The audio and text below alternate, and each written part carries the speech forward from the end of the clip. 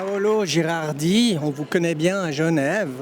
Vous êtes une personnalité qu'on connaît bien dans la cité de Calvin. Si on revient un peu en arrière, le 7 octobre, pogrom en Israël, 1200 morts. Et là, le 8,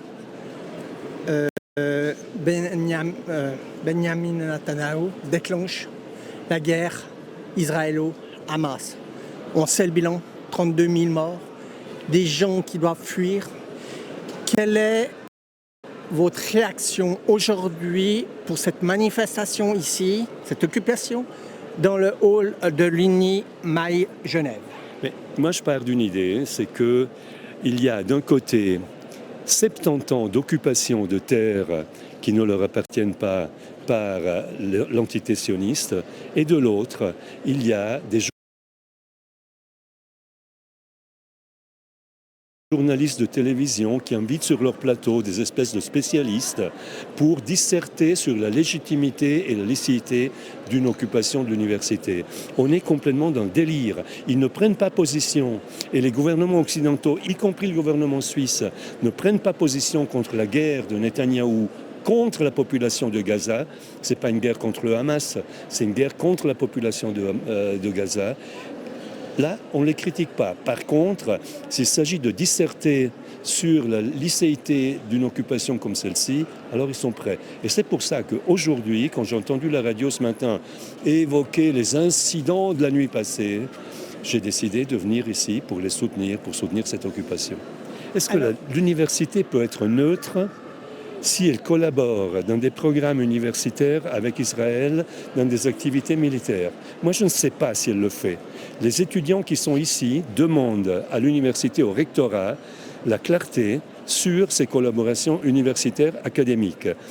Ce matin, les écoles polytechniques ont reconnu un certain nombre de partenariats avec des universités israéliennes et ont reconnu qu'une partie d'entre eux pourrait tomber sous le coup de la législation sur le double usage, donc usage aussi militaire. Ce que demandent les étudiants ici, c'est que soit mis un terme à la collaboration académique avec les universités israéliennes dans le cadre de la guerre que Benjamin Netanyahou est en train de mener, guerre d'extermination qu'il est en train de mener contre la population de Gaza. Oui, mais je pense que c'est important que l'université ouvre la boîte de Pandore, qu'elle donne les secrets de cette organisation et ses collaborations académiques qui s'ajoutent d'ailleurs à des collaborations avec l'industrie privée, y compris israélienne. Donc tout cela, il faudrait le dire. Et alors, s'il y a un comité qui va travailler en ce sens, c'est très bien. Le Conseil fédéral fait preuve de complicité dès le début, et le fait d'avoir coupé en deux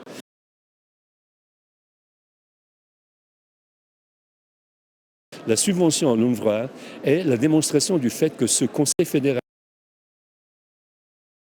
et Ignacio Cassis en particulier, porte une co-responsabilité en génocide, parce que c'est un génocide qui est en train de se passer sous nos yeux à Gaza, sans que le Conseil fédéral tape du poing sur la table, comme il l'a fait par exemple, un peu moins modestement, pour l'Ukraine. Alors sur l'Ukraine, c'est clair, c'est évident, il y a une violation patente, évidente du droit international par Poutine. Moi, je me suis engagé pour défendre la population ukrainienne, je me suis engagé pour l'application réelle des sanctions économiques contre la Russie.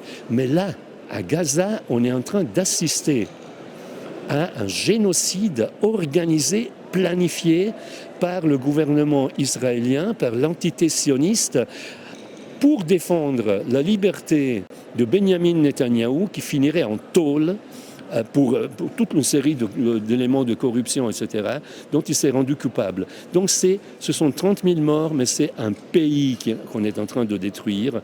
C'est toute une région qu'on est en train de détruire et qui sera disponible demain peut-être pour les colons, pour construire des hôtels de luxe au bord de la mer Méditerranée.